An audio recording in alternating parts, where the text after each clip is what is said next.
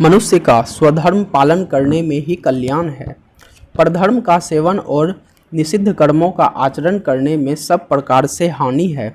इस बात को भली भांति समझ लेने के बाद भी मनुष्य अपने इच्छा, विचार और धर्म के विरुद्ध पापाचार में किस कारण प्रवृत्त हो जाते हैं, इस बात को जानने की इच्छा से अर्जुन पूछते हैं कि हे कृष्ण, तो फिर यह मनुष्य स्वयं न चाहता हुआ भी बलात् लगाए हुए की भांति किससे प्रेरित होकर पाप का आचरण करता है। जब अर्जुन ने भगवान श्री कृष्ण से यह प्रश्न पूछा तो उससे पहले भगवान ने यह बात कही थी कि यत्न करने वाले बुद्धिमान मनुष्य के मन को भी इंद्रियां बलात् विचलित कर देती हैं। व्यवहार में भी देखा जाता है कि बुद्धिमान विवेकशील मनुष्य प्रत्यक्ष में और अनुमान से पापों का बुरा परिणाम देखकर विचार द्वारा उनमें प्रवृत्त होना ठीक नहीं समझता, अतः वह इच्छापूर्वक पाप कर्म नहीं करता।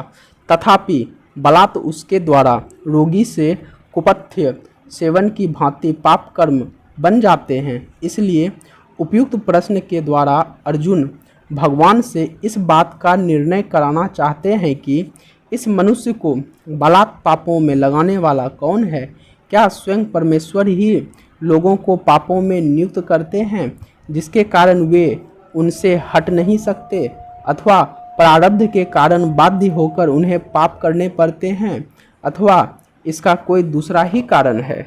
अब आगे भगवान श्री कृष्ण कहते हैं कि जो हमें ज़बरदस्ती ऐसी स्थिति में ले जाए कि जिसका परिणाम महान दुख या मृत्यु हो, उसको अपना शत्रु समझना चाहिए और यथासंभव शीघ्र से शीघ्र उसका नाश कर डालना चाहिए।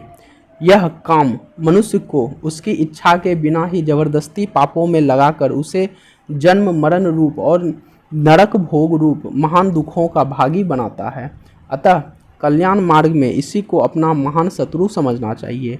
ईश्वर तो परम दयालु और प्राणियों के सुहृद हैं, वे किसी को पापों में कैसे नियुक्त कर सकते हैं, और प्रारब्ध पूर्वकृत कर्मों के भोग का नाम है, उसमें किसी को पापों में प्रवृत्त करने की शक्ति नहीं है।